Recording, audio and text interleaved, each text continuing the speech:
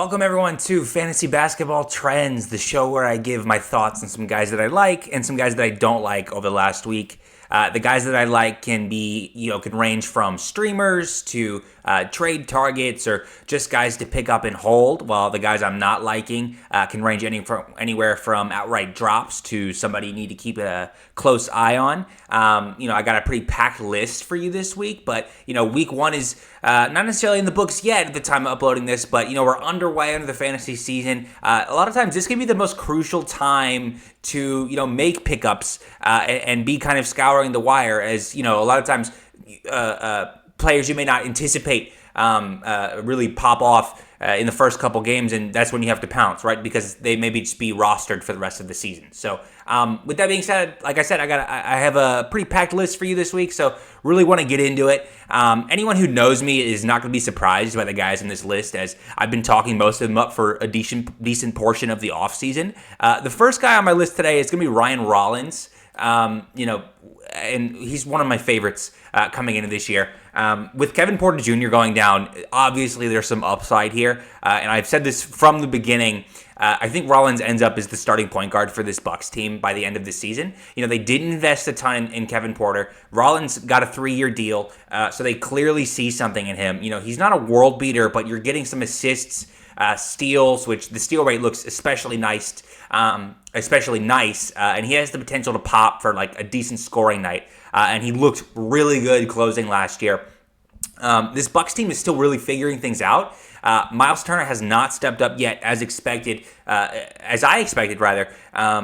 those first couple games, just from a scoring perspective. There could be some more usage opening up, and, Rollins over the first 2 games averaging almost 30 minutes per night, obviously again with Kevin Porter Jr. going down, but I think he's good. I think the Bucks like him. I think he contributes to winning basketball, whereas Kevin Porter Jr. may not, and I like, KPJ might have the more gaudier stat lines, right? But there's always some of the concern with the free throw from him, or the turnover rate and things like that. So Rollins, obviously not somebody to rush out and grab on the wire, but somebody that I'm really liking right now, and is a decent speculative pickup at minimum while Kevin Porter Jr. is out. So the next guy I want to talk about, or I guess I should say the next 2 guys I want to talk about, is the combo of Ryan Kalkbrenner and Moussa Diabate.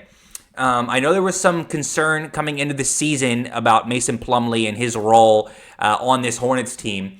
It doesn't really look like he's going to be a part of the plan outside of some foul trouble minutes. He did check in last game early in the game, but that was because Kalkbrenner picked up 2 quick early fouls, and then Plumlee didn't see the floor again afterwards. It's very possible that Charles Lee rotates Diabate and Kalkbrenner depending on the matchup. Kalkbrenner has that really nice 26-minute per game role right now. I don't see him getting much more than that at how do I want to say this? At like most, or I guess at minimum, I'm expecting somewhat close to an even split between the two, with Plumlee picking up those extra couple minutes where needed, because it didn't seem like he wanted to mess up that rotation too much with when Diabate came off the bench. That's kind of why Plumlee was inserted into the game there. But Diabate, the concern with him, I will say I prefer Kalkbrenner to Diabate just in general in category leagues. I do think Diabate is one of the better rebounders in the league, period. But the free throws are going to be a concern. He really struggled at the line last game, and then the game before even he did miss one. He went 2 for 7, and just by the nature of his physical play, he is going to get to the line. Not quite a bit, but it's not going to be something you can completely ignore. So something to factor in category leagues. Kalkbrenner, on the other hand, has not got to the line yet this season, and his shot taking, he's really turning into a nice pick and roll man with LaMelo and Colin Sexton over the first couple games. Double-digit points. He had a double-double his first game. He does clearly seem, to me, to be the better fantasy asset out of the two. A little bit more blocks upside than Diabate. Diabate will get some blocks, but his main focus is kind of the rebounds. So Kalkbrenner, definitely a tier above. Both of these guys are I would say are guys that need to be picked up in redraft. Diabate maybe in a 14-team league. 12-team league, you could probably justify it if you're pretty needy for boards. But Kalkbrenner is someone that I think needs to be rostered in most leagues right now, in most category leagues, because, I think if he was, I don't know, if it was someone else who was doing what he's doing, didn't have the most hype coming in as a rookie. I know some people were excited about him, but, I don't know, just the double-digit points and the double-double, that I think there's going to be season-long value here is, I guess, what I'm trying to say. I'm having trouble articulating my thoughts on Kalkbrenner, but flat out, I like him. I think there's season-long value. I don't care that he's slow. The Hornets are going to play him. He started night one, and they seem to be really excited about him. So, moving on to my next guy. This is definitely more of a deep league guy, but it's going to be Colin Gillespie. I talked about Gillespie a bunch in the offseason, and he's quietly, kind of carved out a role here in this Suns rotation, by virtue of his play to end last year and then a really strong preseason from him. He beat out Jared Butler for a roster spot and then beat out Jordan Goodwin for a rotation spot on the Suns. And, I know Jalen Green is out right now, but he's someone that has upside when Devin Booker and others may sit. Like I said, he's mainly a deep league guy. His minutes have kind of fluctuated over the first couple. We saw 22 and 28 in those first two games, and then 14 minutes in the blowout loss last night to Denver. But something notable is he played 22 minutes in that win against Sacramento. So it's not like he's just getting garbage time minutes here, and he actually contributed to that win. So he's getting decent usage when he's out there. He seems to be a little bit more than just the backup point guard. He's playing next to some ball handlers as well, right? He's playing out there with Devin Booker. He's not playing necessarily behind him strictly, so that's something to keep in mind. Like I said, again, this is a deep league guy, a 16-team league, maybe a dynasty league grab, but he's probably free in most leagues right now. Somebody who, again, does not have that name value that maybe some other guys have. So somebody I'm definitely keeping my eye on moving forward, especially if like Devin Booker or somebody go down. So the next guy I'm talking about he seems to be being talked about a little bit less than I would have anticipated, but it's going to be Steven Adams. Total surprise for me early on. It was kind of unclear if him or Capella was going to be playing more minutes. I didn't expect the allocation of minutes to be this drastic between the two of them. I thought they were going to play a little bit closer together. He started both games thus far. He's grabbed double-digit rebounds in both. He even put up a double-double last time out. He logged 36 minutes in the first game. Keep in mind, this was an overtime game. He did play overtime. It was a double overtime game. He did play some minutes into overtime. So not going to be, he's not going to be playing 36 minutes very often, I would say. But he is playing that really high minutes for now. He is in that really low-end big man range with guys like Diabate, Kalkbrenner, even guys like Nick Claxton, who, Steven Adams seems to kind of be in the range of right now, is somebody that I'm really liking in redraft leagues. The free throws have been kind of a surprise thus far. He went 2 for 2 and then 3 for 4, which is a nice change for him. He's usually pretty shaky there. But just something to watch. He's got the injury concerns, but he's definitely producing early. I would say whether or not he starts is probably really dependent on the matchup and what Ime Udoka wants to do. I have a hard time seeing this being the long-term starting lineup with the Amen Thompson and 4 bigs, but it's what they're doing for now, and remains to be seen. Kind of, I don't know. Does Capella take on a bigger share? I was really surprised they gave Capella a 3-year deal in the offseason, and I thought that kind of indicated to me that he was going to be playing some, but it seems to not be the case thus far. It seems that Capella's only getting some spot minutes. So definitely grab Steven Adams if you need some rebounds or just like a low-end big man in redraft leagues right now. Dynasty leagues could be a nice short-term pickup as well. So the last guy that I want to talk about here, for the ones that I like, I should say, is Sadiq Bey. He's someone that I talked a little bit about in the offseason as like somebody who your league mates probably forgot about. There was it wasn't really remained to be seen kind of what he was going to do in New Orleans, right? Is he going to play at all? How much he's going to play? He's playing quite a bit.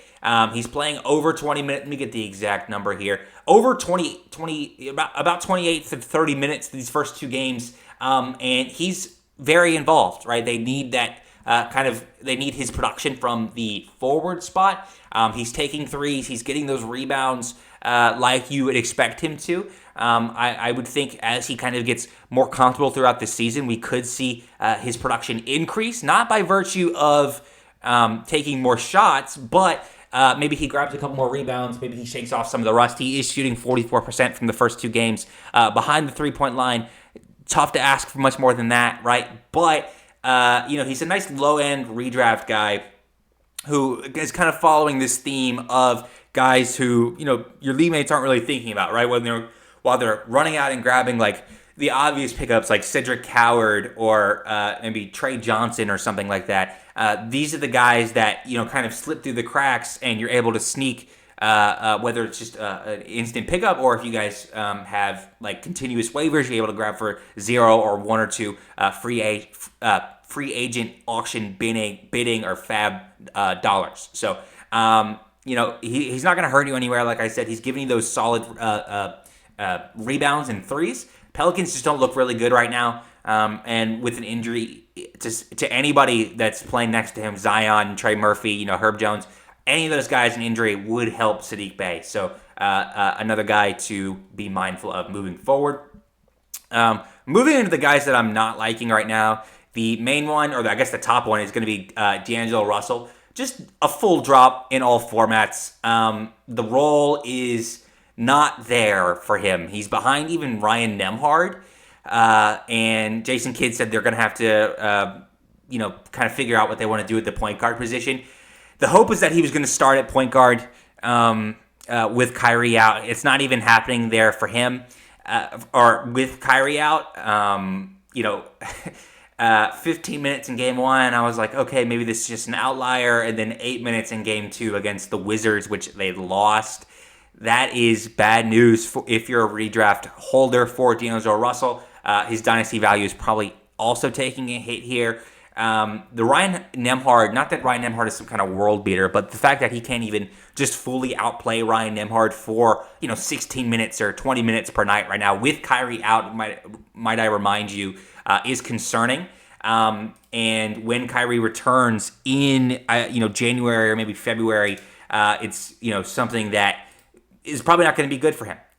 Also, Brandon Williams is kind of in the mix as well. So they're really just trying to figure out what they want to do at that point guard spot. Flagg has been the point guard thus far, like I said. Does not appear to be working for them. Flagg kind of struggled in his first game and it was a little bit better than the second game, but I don't know if that's the long-term solution for them, or at least until Kyrie comes back. So yeah, drop D'Angelo Russell, pick up one of the guys that I mentioned, Ryan Rollins. That make a lot of sense to me as a swap there. This is not a buy low opportunity. I don't think they didn't give him a ton of money. They did give him the 2-year deal, but this is backup money, and they don't have much of a financial incentive to play him as well. Next, and this guy is not a drop by any means, but I guess in some leagues, but it's going to be Tari Eason. I talked a little bit about Steven Adams.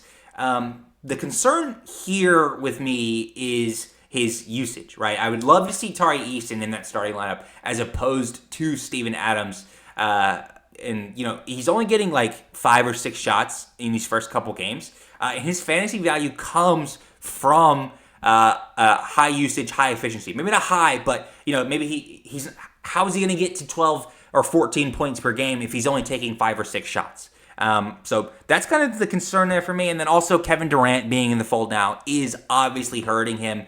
That jumbo lineup is really not doing him any favors. And when he's kind of playable for now. I mean, not somebody, if you're a believer, you don't have to drop. I'm not telling you to drop him. But if there's a hot pickup, I mentioned somebody like Cedric Coward, you can go out and grab him. By the way, the reason I'm not talking about Cedric Coward on this list is because he's just one of the obvious pickups. And I want this list to be a little bit more of guys you're not thinking of. Just like I know I just said this a second ago, but I don't want this list to turn into, okay, here are the top 3 pickups, and it's the same guys that everybody is parroting kind of in this space. So keep that in mind as well as I kind of go through this.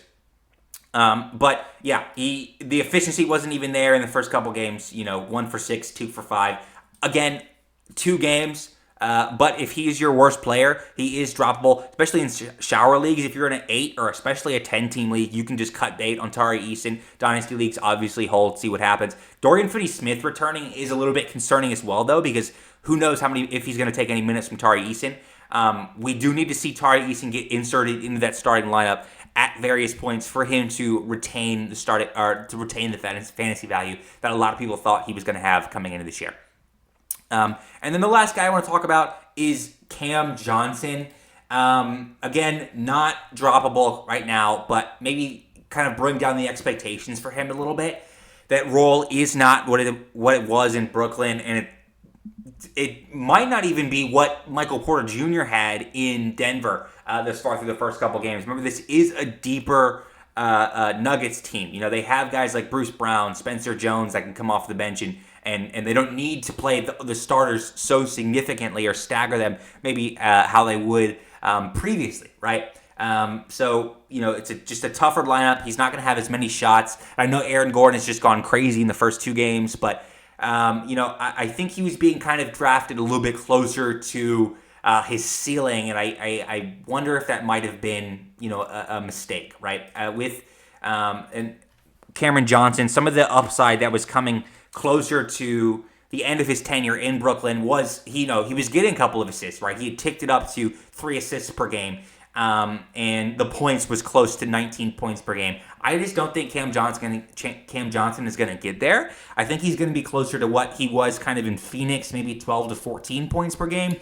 I don't know if there's going to really be any opportunities for him to get any kind of assists beyond 2.5, just based on the guys that he's playing with, right? So, like I said, I think he's being kind of drafted a little bit closer to his ceiling.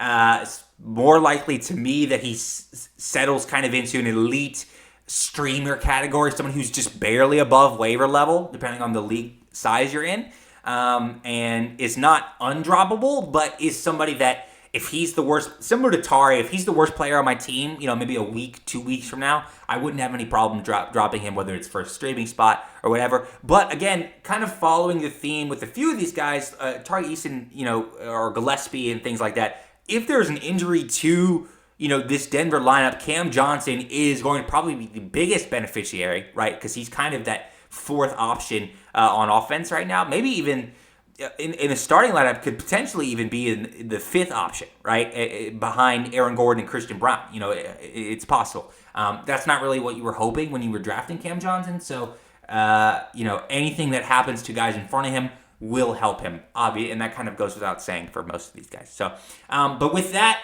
that's going to do it for week 1. Thanks guys so much for watching.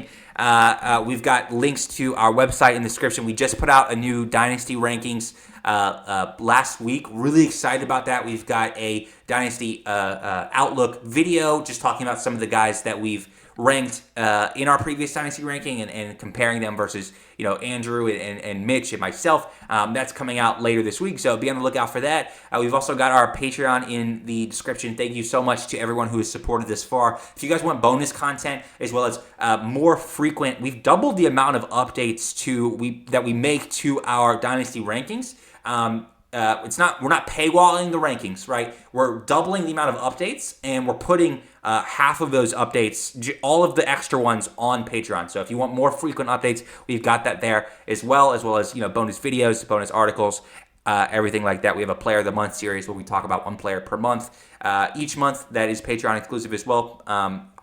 Again, not something you need to do, but if you like what we do and want to support, it's greatly appreciated, and we thank everyone who has this far. But yeah, thank you guys so much for watching, and hope to see you next time. Thanks.